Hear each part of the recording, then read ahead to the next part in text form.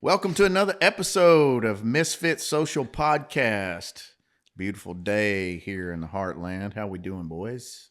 Man, I am happy to have Paul Cook here today. Are you? Yeah, I mean, What's that, like unusual or something? It's it's questionable for me. This episode, I am extraordinarily happy Okay. to have Paul here. I've grown capacity, resilience, and I did all that for you, right? I have a question. I have questions. I have a question. Where's that coming from? Yeah, what does that have to do with potholes? In Madisonville. Let's call Kevin.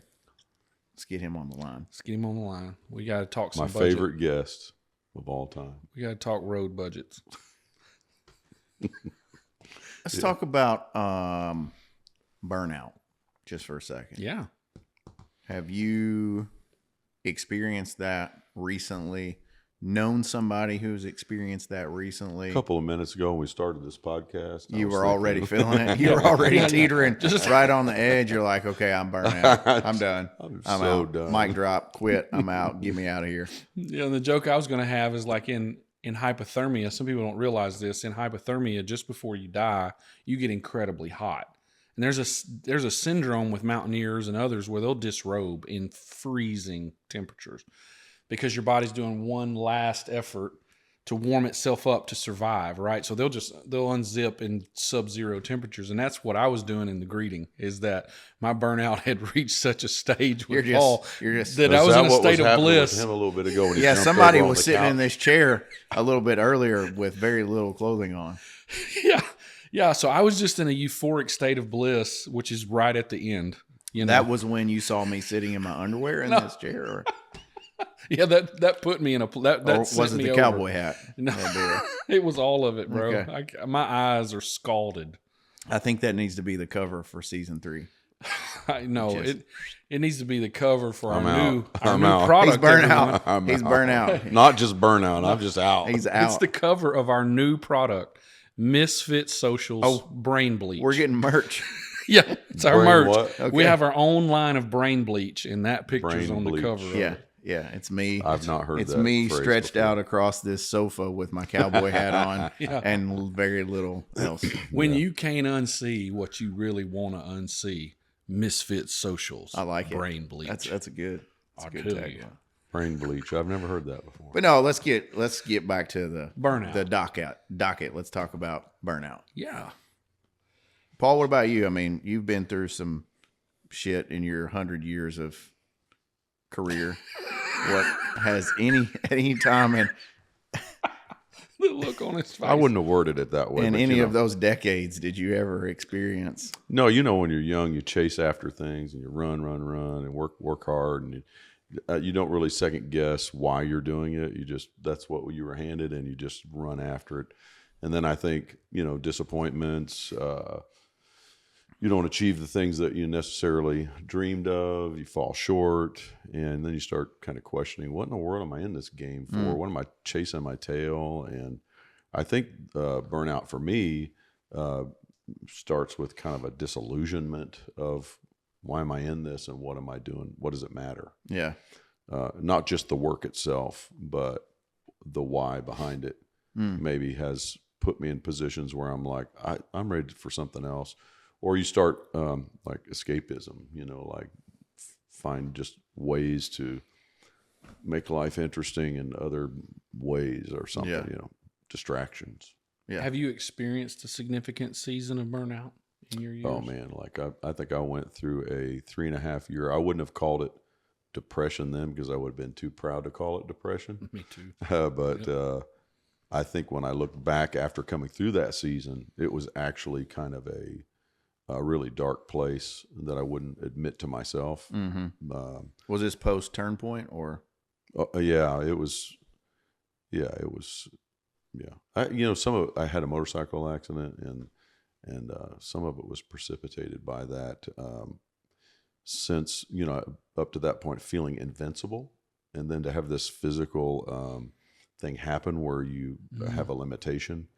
Yeah. I had never felt that kind of limiting about anything. I always thought I was invincible, Mm-hmm.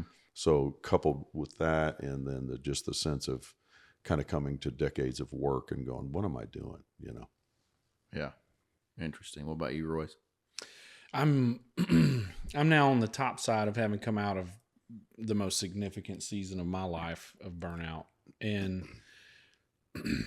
I've worked through it with therapy and rest and pivoting and all of that. But I would say when I went to Seattle in 2010, I likely was going there at the early stages of burnout. Oh. And so I was able to make it work for a while with different, shifts in perspective and different kind of work going on, but it was there then. And so, but then it finally kind of made itself known right at about 2019. But then COVID hits and I couldn't address it because it was such a complex environment and I was needed, right? So then I found a way to compartmentalize it. Yeah, you just shut it off, shut it down. Even further. Yeah. It's different than just a need for rest. No. Yeah, it got to where It's more systemic. I love engaging people. I love interacting with people. And, you're a church, right? So you're, in my situation, you're a church. And so you're there to help people. And I remember on Sundays seeing someone come down the hall and subconsciously, like I'm not trying to think this, but subconsciously going, God, I hope they don't say something to me. I hope they don't. I hope they're not coming to talk to me, because you're that depleted. You have nothing else to give. Yeah. So and then from the brain science stuff, you're actually like in an autopilot enemy mode, which is awful, man. I want to be a high joy person, but all the joy, all the thrill has gone out, and you're not able to function relationally at the level you're meant for. But that for me, and I want to just concur really quick and land my answer and just say that I was so stinking arrogant and proud.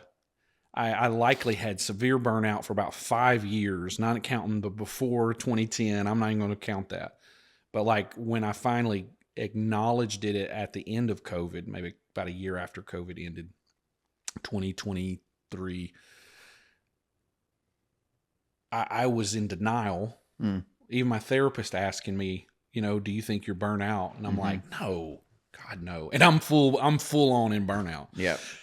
So yeah, it was a disruptive moment in my life to come to realize that I had limits. I didn't have the motorcycle accident, but it was my emotional limits and my energy limits and my capacities. Don't you think some of it too is a kind of latent selfishness, that you're really chasing after something that doesn't have isn't as altruistic as you might like to have projected, but it's really a selfish pursuit, and then you find the emptiness of all of it.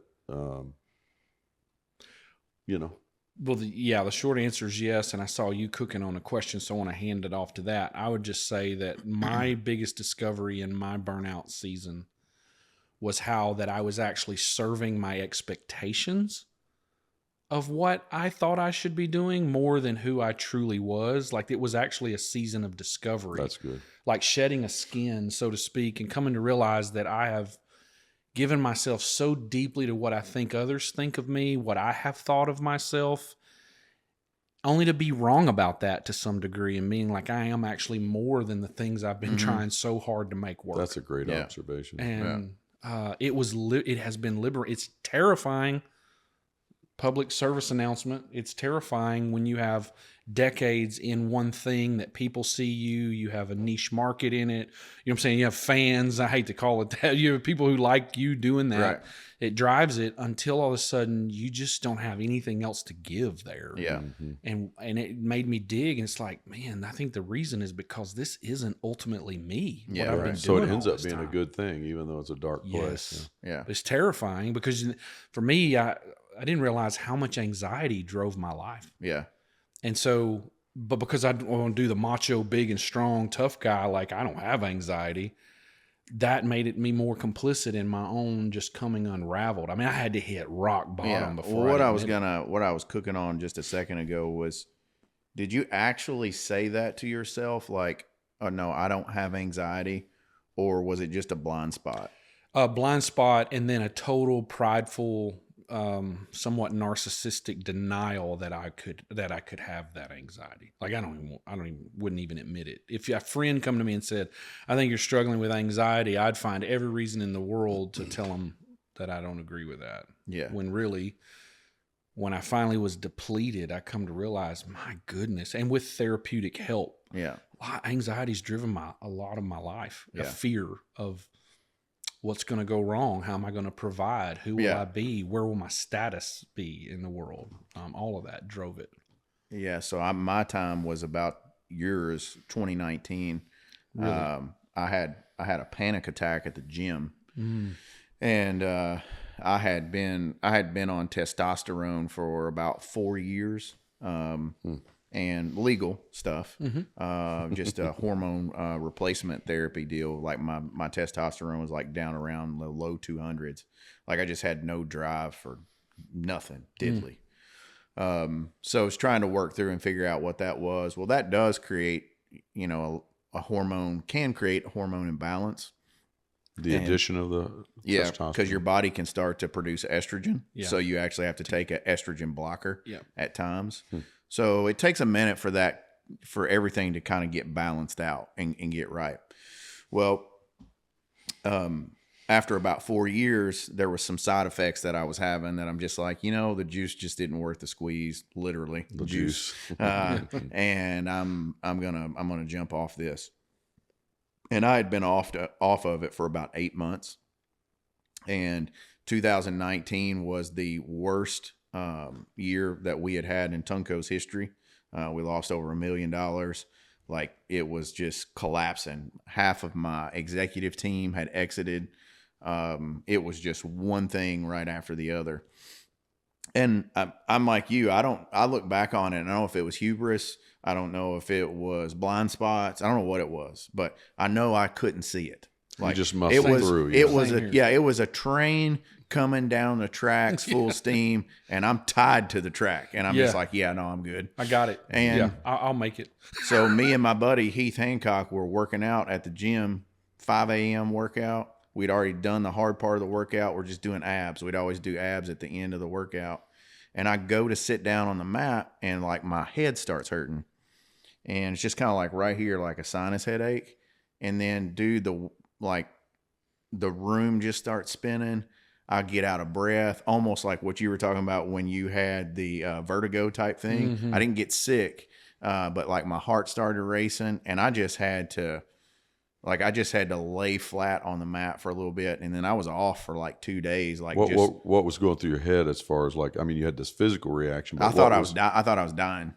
Were you worrying about something exact or specific at the time? No. Nothing was your on body my just mind. had a reaction. We had just been, we'd been pumping. We'd worked out hard, and I don't have anything on my mind. I'm not even thinking about where I'm going next, except I'm going to knock these 100 reps of abs out. And all of a sudden I'm in this downward spiral, and I don't care how bad I wanted it to stop. It wasn't going to stop. And, dude, I'll never forget it. I went to one of the, nurse practitioners that's there in Madisonville, Kelly Tapp. Shout out to her. She's fantastic. And I told her what was going on, and she was like, yeah, you had a panic attack. And like, she sat down and started talking to me, and dude, she was like so empathetic. I lost it. Like, started crying. Yeah. I'm like, I was trying, if you've ever seen that show where the food is falling out of the sky, it's a cartoon. I can't remember what it's called, but there's a security guard on there, and he Cloudy starts with a chance of meatballs. Cloudy with a chance of meatballs. It starts raining something, and he starts to cry, and he's like, get back up in there, tear. He's trying to, and that tear just goes right back up in there. That's what I'm trying to do. I'm like, get back. And then I lose it, man. And just like the empathy for me that was on her face, I was just like, oh my God. That's what I've been looking for. But, connected all the dots, and I'm with you. I went and did some therapy, still in therapy now. And I can't tell you whether it was, again, hubris, blind spot, whatever, but I just know I was done and didn't have the ability to say, hey, I'm done. And so when we were talking on the way here, getting ready for the podcast, I think, Royce, you brought up an article that was in the Atlantic. You remember what that was called? Yeah, Derek Thompson, who had coined the word, I don't remember the full title of the article, but he coined this phrase called workism. Okay. Workism, and it's kind of a modern phenomenon. And he wrote a book, right? Yes, yeah, and it's really worthy read of the shift sociologically as to what the common American's expectation of work is. It's really shifted, and we can quote it in a minute, but fundamentally, it's just the idea that we're expecting more and more and more out of work and career. Yeah. Than any human that's ever lived before us. And some of that, in his estimation, is to do with the decline of other places where we would touch transcendence, consider transcendence, or think of things sacred. A lot of these things are kind of falling by the wayside, and now work is being shifted to not only provide economically, but to also give us meaning, or even shape our personality, or give us a sense of purpose in life. And we might be expecting more from our careers than they're even capable of giving us as human beings.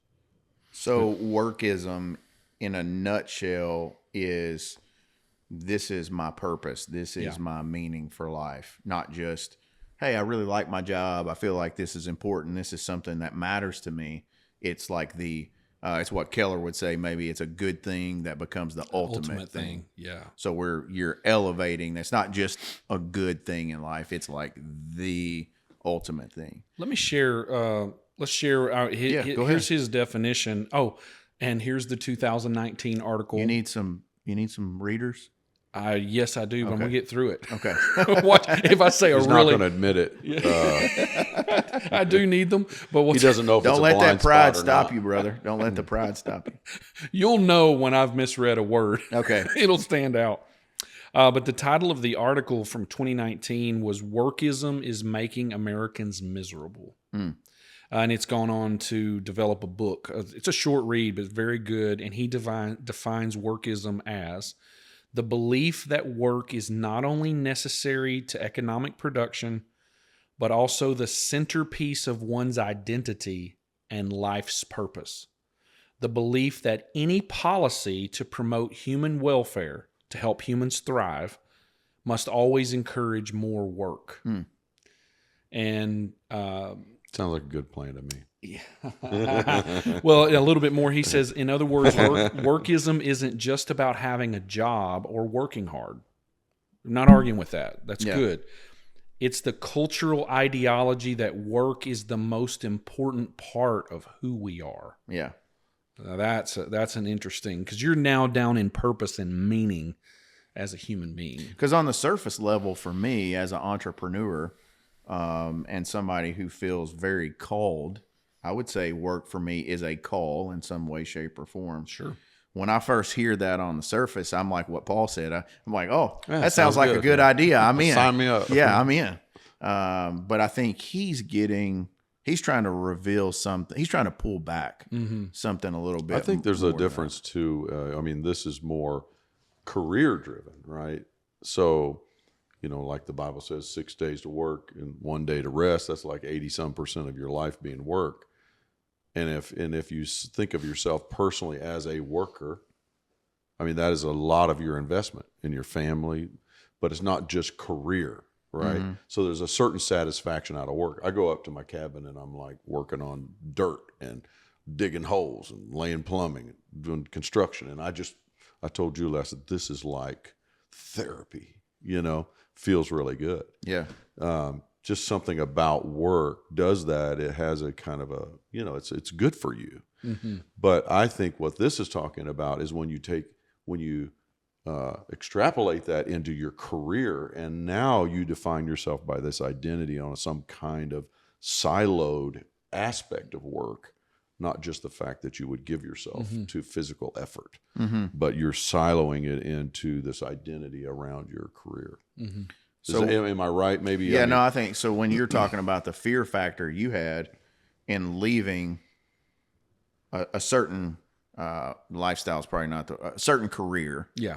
To move that career from here over here, Such a radical shift. Yeah, it's a major shift. Yeah, and it's niche. You know what I'm saying? It doesn't often translate into making a living another way. So it rattles your whole foundation. Yes. Yeah. So on a surface level, you would say, well, maybe I'm not even going to be able to make ends meet. Exactly. But at the deeper level, the bigger fear factor is possibly loss of identity. Well, who am I? And to put it plainly, is I've spent Oh, goodness. Okay. Started at 15. I'm 51. So let's do the math on that, right? That's 36 years, right? Somewhere in there. Mm-hmm. So 36 years, I have derived That's a long time to be slinging dope. Yeah. I mean, And you never got caught. Gang banging. I never got shot. Never got caught. Now, I stood behind a pulpit somewhere, and I still love to speak, but so much of my identity was wrapped up in that, like who I am was speaking publicly. And so to tinker with that, because those kind of constructs, sure, can I go speak places? I can, and I have, and I still do. Happy to do it. Love it. But like I had averaged, when we met, I was averaging speaking 5 times a week to congregations all over the country. Yeah. That forms you in a way of who you are, where you're found, where you're seen, where people need you. And I got to come to realize, like, I like doing this, but I'm more than that. But it takes such a time to unravel something you might be good at, but you've got too much of your identity tied up in it. Yeah. And so when you're not speaking, who are you? Yeah.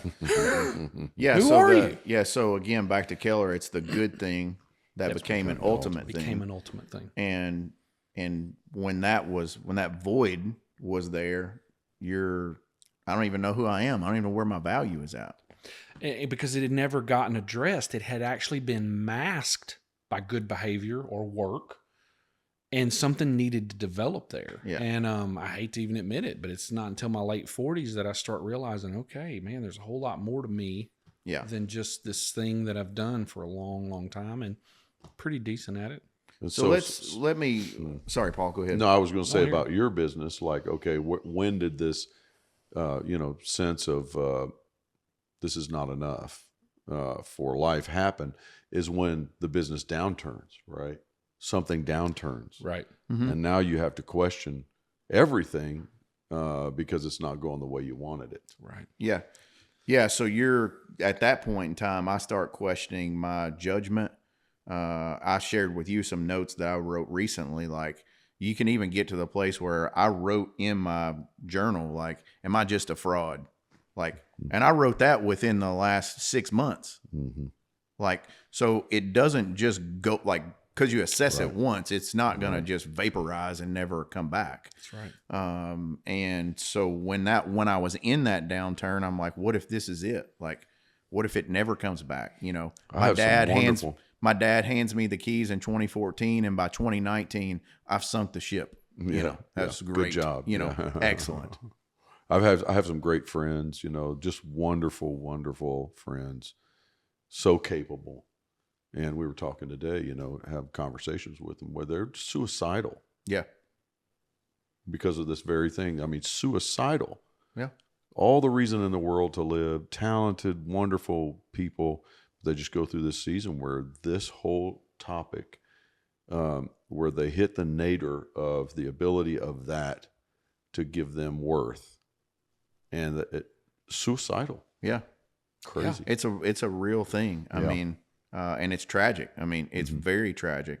And to me, the dichotomy of the group of people who are where we're talking about right now versus where we're in the middle of Doge trying to cut as many things as they can cut and us not be a welfare state. Like, that's something that I can't even relate to. I know that's kind of on the periphery of what's workism, but I look at that where somebody is just like fully supported. I can't even relate to that, but part of that comes back to my heart issue. That's like, because it is my purpose to be. I remember my dad always playing the Merle Haggard Working Man song. Hey, I'm a working man. Yeah. And welfare, that's one place I won't be, Yeah. And it's very, very ethnocentristic way to look at that. Mm-hmm. Because I'm assuming that they don't value that, but that's not the case. Right. Always. Well, and I think it's good to make a difference between work and whatever this workism is. And I think careerism is probably a good synonym for that too, is there is a good satisfaction in work. And I think what Derek seems to dig into is that there's a lot of classic, and I know institution is a difficult word for me and even for us, but I think we can use it in a benign way here. Classic institutions that you could go on a Sunday, and I think you might know where I'm talking already. You go on a Sunday and you can touch transcendence, whether it's stained glass or it's candles or, you know what I mean? It's the bread and the wafer. Well, that there has been a demise of that practice overall, and I see some potential resurgence in areas, and all that's good. But with that, in the American culture, the rise of the nuns, and by that NONES, meaning they have no spiritual religious affiliation. Yep. That rise is proportionate to this workism rise because they're shifting what we would, just loosely call religious affection over to their careers. Yeah. And that's really what I think's at the heart of that is that let's work hard and let's provide and let's not sit around and expect somebody else to do it for us. Yeah.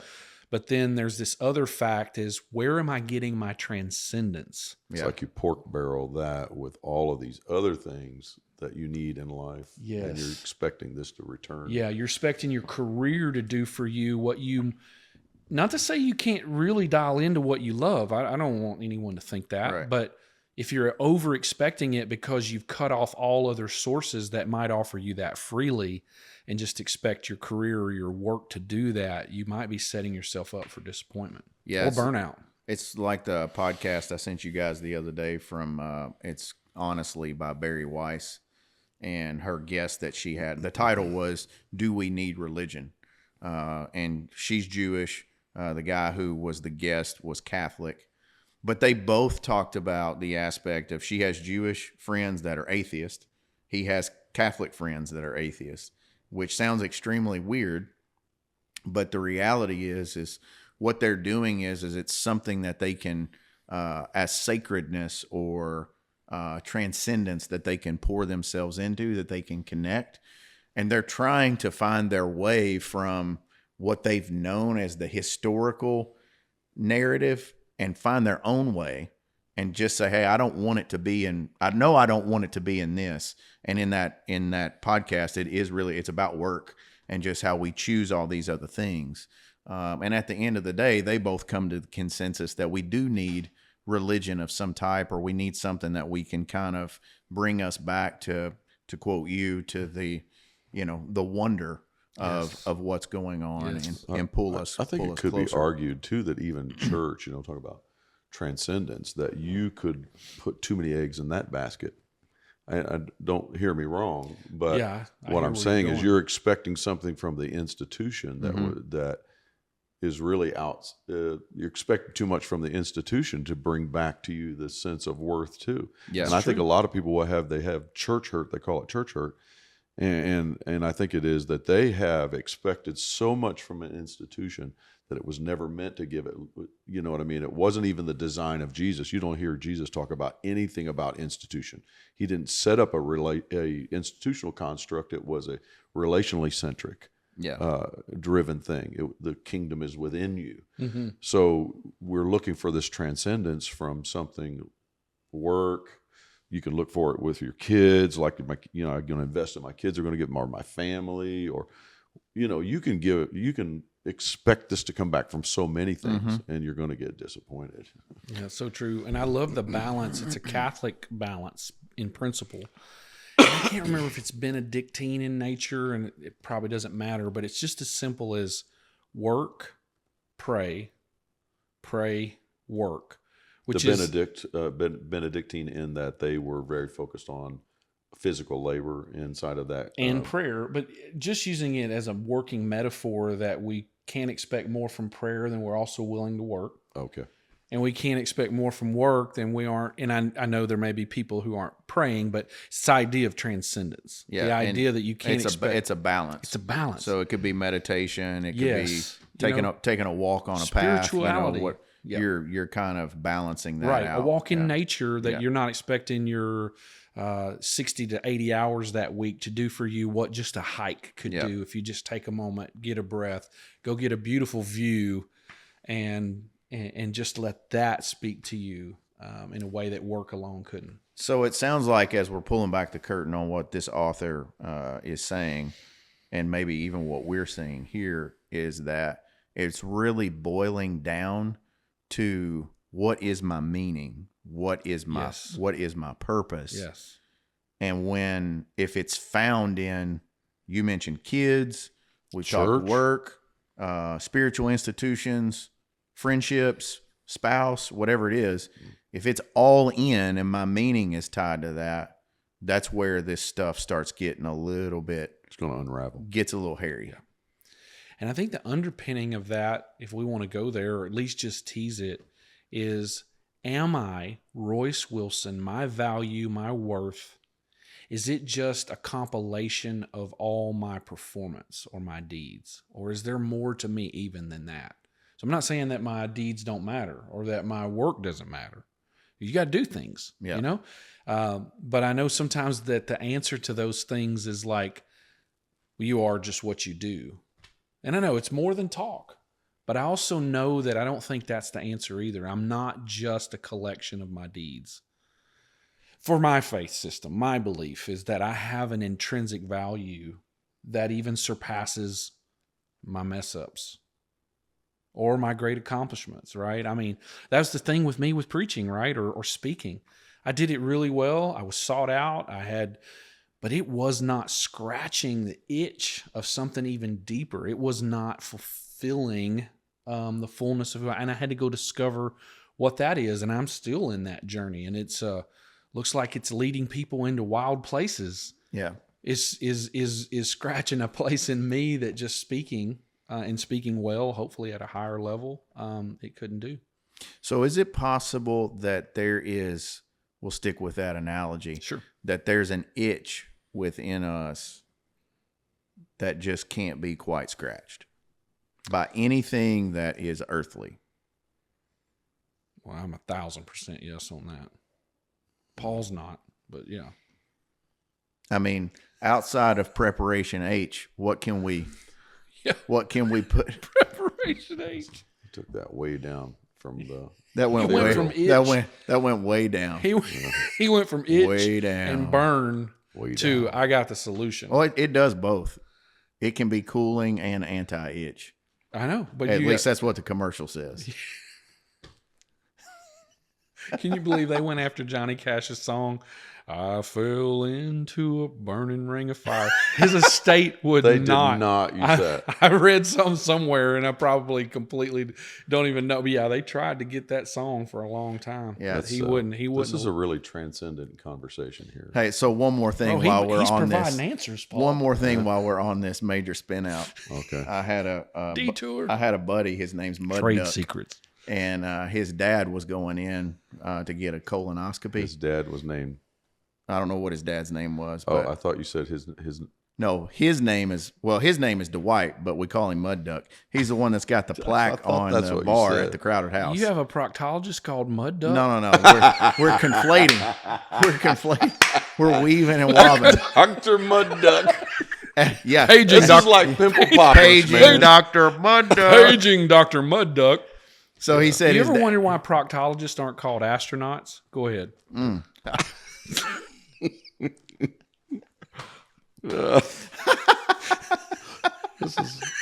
We're spiraling.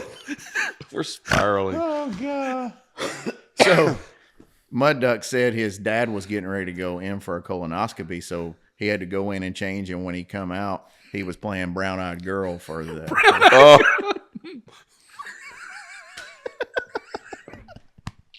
Paging Dr. Mud Duck. Brown Eyed Girl was waiting for you in the change room. Brown-eyed girl. Yeah, exactly.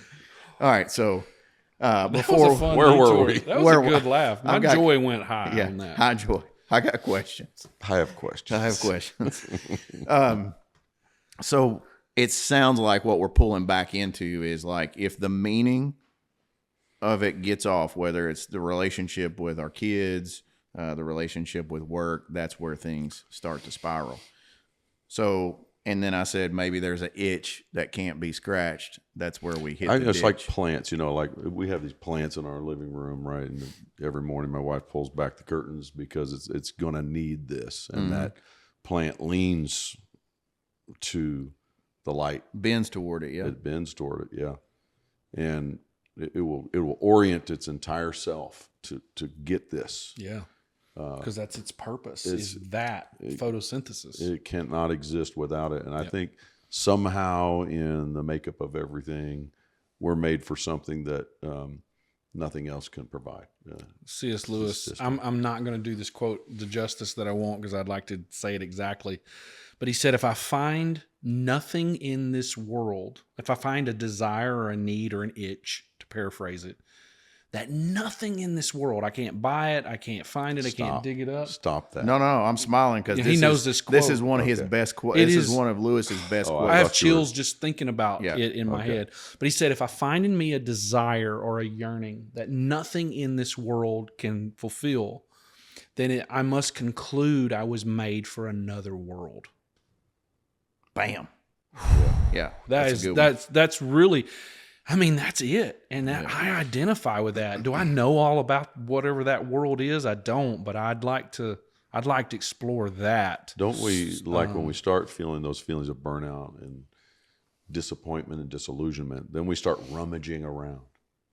Yeah. Mm-hmm.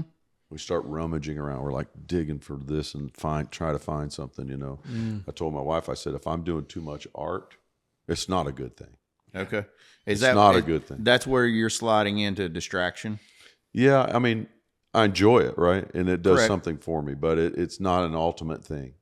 You know what I mean? And so, but if I'm doing it, I'm rummaging. Yeah. And if I'm spending too much time, it's because I'm wanting a distraction from other stuff or whatever. I'm looking for something.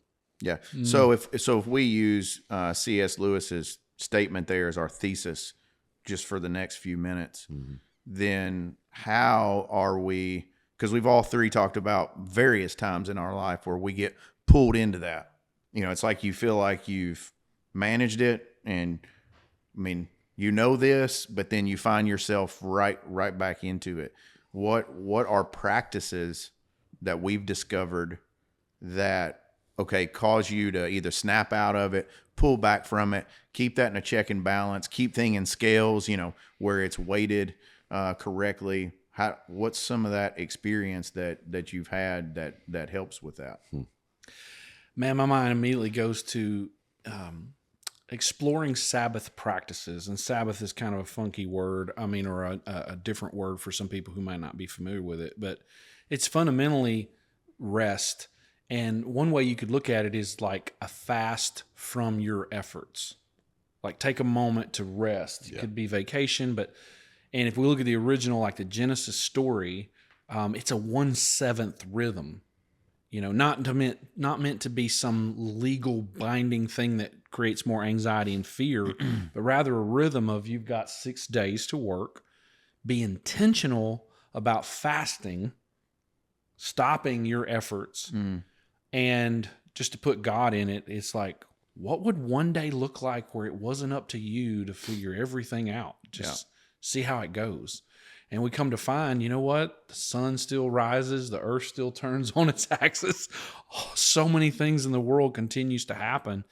And we can relish and savor the fruit of the labor. Just smell the roses, so to speak. I think that's a wonder all moment too, is to stop and enjoy what you did the last 6 days. Recover, and don't be dependent on your efforts for a day. Just savor, enjoy, do something that you deeply relish and love. That's what I was going to say. Do you think that rest is different for different people? Yeah, so absolutely. It's just maybe different activity. Yeah, different. It's space. not laying inert. I think rest is that I'm going to savor all day. Now, you might want to savor sleep. That's fine. Yeah. But you might want to savor painting or... Yeah.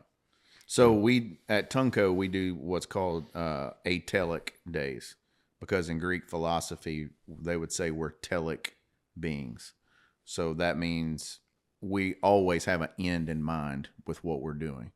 So this podcast recording that we're doing right now has an end in mind. It's not just a podcast. We're going to stop here in a little bit. But the philosophers would describe it as the difference in, yes, you're a parent, because in parenting is sometimes you have to put your kid to sleep at night. But you're going to be a parent for the rest of your life. So you're not looking at being a parent as telic. Like, even though there's all these things that you do that are start, stop, your parenting is continual. So what we tend to not be really good at is saying, hey, I'm just going to take a stroll and not have an end in mind. Mm-hmm. We're like, well, I'm going to go walk for about 10 minutes. That's savoring. Yeah.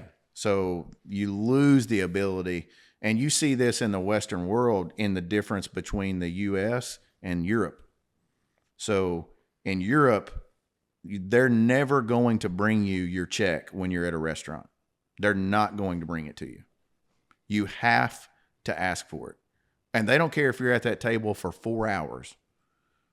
After I got familiar with European culture, I come back to the States and I'm like, does this person want me to leave? I mean, because I've barely got my food down and they're like, here's your bill. Turn the tables over. Yep. Now, economic. The wait staff hasn't necessarily been consciously programmed to that. Sure. But it's unconscious to where we can't even just sit down and be like, you know what, I'm gonna chill here and enjoy this glass of wine, this brie cheese, and some nice brioche, and we're just gonna enjoy each other's company. Like, we really, really have trouble with that. It's true. And so for me, for us to struggle with it at that just day in, day out level at things like that, and that's just having a meal. When you're talking to these higher levels where there's raw emotion, people we care about, things you put God behind it, or put your kids or your spouse or money behind it, it becomes even more convoluted.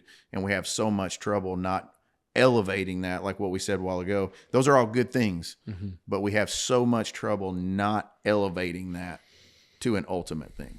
So an atelic day is, you don't have to have an end in mind here. It's just correct. And what we're asking people to do is be like, hey, just send us a photo of, so we can create an atelic collage of some guy might be fishing, somebody else might be shopping, somebody else might be sleeping. Their atelic picture might be, hey, I'm late, just getting tucked in and taking a nap here, and just enjoying it. But it is, Royce, what you mentioned about Sabbath. We're trying to collectively create that rhythm to where if we can I feel like that's what's helped me, because what it does is you can Sabbath like for short clips in a day, because you can get in a rhythm where you're like, hey, I feel this anxiety coming up, and I feel like I've got something that's trying to take over me. I don't mean take over me like some weird shit. I'm just talking. You're struggling to regulate. Just fear. Yeah. You're struggling to regulate. Struggling to regulate that. And so I've created some good habits where, whether it's taking a walk or doing whatever, yes, to just be like, hey, I'm not going to stop until I feel that ease. And if that means I'm like Forrest Gump and I ran till I was tired of running, that's what I'm going to do. But if I don't do that, the downside is so severe that it's super unhealthy. I think there's a kind of self-confidence that comes with wrestling with all of this. Not in a bad way, but like where you know your value based upon things that you intrinsically offer to life. Not to a career, not to any specific thing, but there's a certain kind of confidence that I don't have to produce anything, I don't have to prove anything to feel good about who I am and my contribution to life. Yeah, I think it's a great place to come to. And it's a God piece. It's painful getting there sometimes. Yes, you have to have some disillusionment and disappointment to get there, but I think it is a God piece too, because it's like, okay, I'm going to rest in, the stewardship of what God has, how I'm made, and there's a certain self-confidence. Like, doesn't matter how things turn out or what you think of me. Well, I'm more than that. And I think that kind of comes back, for me at least, full circle. Right. I don't have to produce anything to make it good. Right. I don't have to have you approve of me. I don't have to drive the right car. Right. I don't have to wear the right clothes. And again, no one said that suddenly now whatever Sabbath practice is all we do 24/7 you know, It's rest, the rest yeah. of our life is sit and rest, but that it's in this harmonious rhythm. Mm-hmm. And it's even in the middle of a day, if I need to take a deep breath, you know, get centered. And man, if someone's listening that hears this, it's like, just take a couple of deep, deep breaths, hold them in, let them out, and you'll get present again. I don't care how anxious, how frustrating the moment is. That's an act of rest. You're saying, I'm stopping everything for just a moment to get centered and present again. Yeah. When you take those deep breaths, and another thing I've learned too is like a really in, and then, push it out. You will release a ton of anxiety. You kind of wash it out of your body. And I think the last thing I just want to say on that is when we fast from effort, fast from work in a healthy, balanced rhythm, we say that we're more than the things we do. That's good news. Yeah. That I've got some things I need to do. Mm-hmm. I got some things I ought to do. Yeah. But I'm even more than what I do or don't do. And then here's this mysterious thing that blows my mind. The Genesis narrative, that story says that God did all these things. He's the prime mover, the source behind it all. And then God rested. I don't think he was tired. Like this source, this cosmic source of everything. We can't imagine the amount of energy that's present in this being, in this thing. Right. It's not exhausted. He's not exhausted, but chooses to do it. And that just, to me, sets a profound precedent that that's not even what it's about, is that it's about the rhythm of that. Yeah. That's wholesome for even the source itself. Did you ever read, is it Ayn Rand or the Atlas Fountainhead? Shrugged? Yeah. The architect, the two architects. I don't know if I read it or not. It's pretty interesting. I mean, I don't agree with everything that's in her, what is it, objectivism or something like that. But I don't agree with everything behind that philosophy. But the one guy is racing to prove himself at the expense of the other dude, and he has to take the low road all the time, and he ends up in all these kind of bad situations, but he's good with it. And it's just really cool because I'm with the guy that gets, gets pushed aside and discounted, and he's good with it. He's working in a quarry. While this guy's doing hot shot, architect stuff. He's down there chopping rocks, So it's just a really cool. And I think there ought to be something in us that life doesn't have to deliver, and we're still okay with ourselves and with where we're going. And I think there's a certain rest in that, and realization. Well, I think just to tag into that, it would be unfortunate if we didn't just chat a little bit about what's happening in society with social media, and what our kids are being fed, that they should believe about themselves. Because in that, if there's a certain identity that's coming out of social media that says, this is what you need to look like, this is what you need to talk like, this is what you need to dress like. And then when you try those things, if you don't get certain likes, certain hearts or whatever all the stuff is, I don't even know half of it anymore. That you mentioned suicide earlier. We've got kids committing suicide because they're getting trolled on social media. So I think we've got to figure out a way. I would really like, the government always talks about what they want to argue about, but I'd really like them to grow a set of balls and really regulate, what's going on with social media for kids, because it's clearly impacting how they identify themselves. And going back to the core of what we said, this problem is for us as adults who are fully matured brains, had experience, but we still have trouble turning off where's my real value at? Well, see, kids don't get a hold of that information typically until they're, preteen or teen.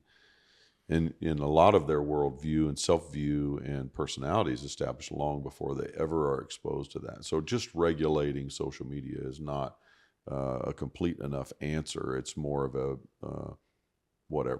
some modification of that should be done. But I think where we can really make a difference is going back to just treasuring people. treasuring kids, loving on them, noticing them. You can change a life by just treasuring somebody. Well, I agree with that, but I think it's more complex because, I mean, I've helped with backpack blessings. I've helped with Happy Feet shoes, and I have seen parents actually the next day in the tennis shoes that we gave the kid. So, I do feel like the government has a responsibility. I mean, they regulate everything. They regulate anything they can make money on. They regulate liquor. They regulate gambling. They regulate taxes, obvious. Anything they can make money on, they regulate. But they're going to be taking money out of Zuck's pocket, who's right now putting it into their pocket. So all I'm saying is the evidence is there that, and how many times I saw a kid walking down the river the other day. He was 5 years old. I mean, he could barely walk, and he had an iPad in some rubberized case while his parents are walking, and he's on the iPad. So all I'm saying is I'm with you at the heart level. Yes, we need to coach, we need to invest and do all that. But I'm saying, you've got government funded phones, iPads that are going to people and kids, and it is drastically impacting how they think and how they value themselves. It's rewiring. And I think it's a big issue that we've got to address. Yeah. We've got to do more. But as parents, and I mean, I would just say this too, and we need to continue to explore avenues that point us to transcendence. If we potentially are made for another world, when do we bump up against that and are reminded of the values of another world? Yeah. Where are evidences of what that might be like, and that can anchor us in something that allows us to be more resilient, have more capacity, be able to recover quicker when we're stressed at work, because it isn't all about the work. It includes it, but I'm even more than that. And I think it makes us better workers. Yeah. And then when we rest, we don't fall apart. I think holy days, like holy days are holidays. Yes. Giving new purpose and meaning to the holy days for kids and families to have a reset, Christmas and Easter become something more than just gifts and bunnies, but it really becomes something that allows families to touch with transcendence. Yeah. Yes. And those repeated rhythms. Yeah. Well, let's just kind of wrap it up. This has been not necessarily the lightest topic that we've ever had. Except for the doctor, whatever his name was. Mud Duck. Mud Duck wasn't a doctor, but we were saying that Mud Duck was singing Brown Eyed Girl. Okay. Dr. Mud Duck. And he was an astronaut. Mud Duck, I cannot wait for you to listen to this podcast over and over and over again. So let's just wrap it with final thoughts. I mean, what's your encouragement to be like, hey, you matter, and we've got to get to where we can tell ourselves that, and then when we notice other people kind of being off a little bit, like that has to matter to us as well. Yes. Well, for me, at least in my faith system, is I'm a Christian. I follow Jesus, and this idea of how valuable every person is something that's like my worldview. So the way that I look at them, I don't look at them as just a unit of work. But if we're in a working situation, I'd like for them to do their part. But I'm deeply concerned about their value that's not only tied to their performance. And so I feel a responsibility, and I need people like that in my life who will love me. There's not a better word, value me beyond that and remind me of some of that transcendence. And so I want to pass that on as well. When we can encourage each other, and then I would say find avenues. There's all kinds of worship is really just an archaic word for worthship. What are our transcendent values? What do we really believe is going to live beyond us or is beyond us? And stay in touch with that. And I think it frames work better, so it's not so demanding on us. And we can take a moment, take an atelic day. Or is it a telic or atelic day? Atelic is what we take, yeah. Yeah, so we take an atelic day. Yeah. Why? Because we're not going to lose our mind, you know, and we can. So I would just say, I think for me, not to get too on the nose, but I just think there's a worthship to it all. What are my transcendent values? But that includes you. So my transcendence is like you guys have transcendent value. And so I want to make sure I remind you of that. But then I also want to touch that transcendence in a healthy rhythm so that I'm reminded, so that I can remind, and I can put work in a framework that doesn't suffocate me or tear my family apart or wear me out emotionally. Like where here's what's so sad. I was doing it in the church because the work clouded everything. I mean, as ironic as that is. So, but I feel so much stronger and such a better place for that. So I would say, touch transcendence. Okay. And remind people of their value beyond their performance. So the question is about like how not to get burnout and disillusioned. Just what's your kind of words of encouragement? Parting words of wisdom, Paul. Jesus said he must work the works of him who sent me while it is day. He kind of had some idea about his life contribution, what his life contribution would be.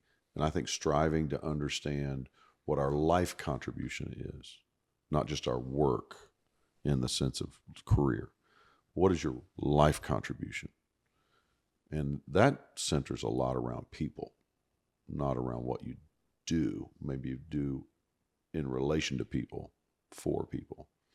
So work the works of him who sent me. What did God send me to do?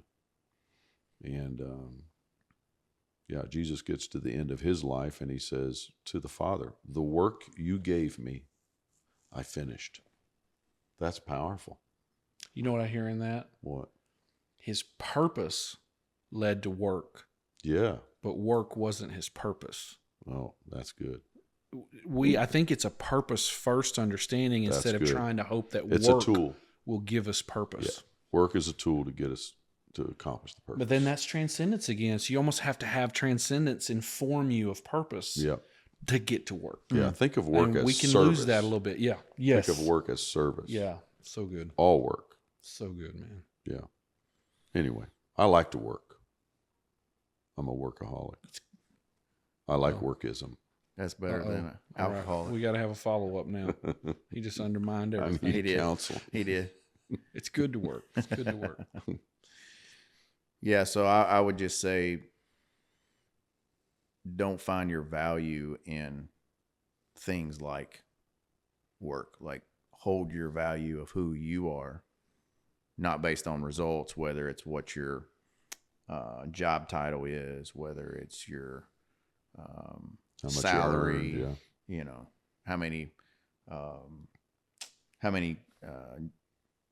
diplomas you've got, you know, whatever, none of that stuff, because it does take a little while.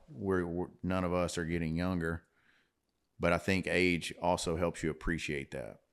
It does. So you said like just smelling the flower. Yeah. You know, my neighbor in Florida, he told me the other day, he said, you know, he turned 75 2 years ago, and he said he was a Coca-Cola executive.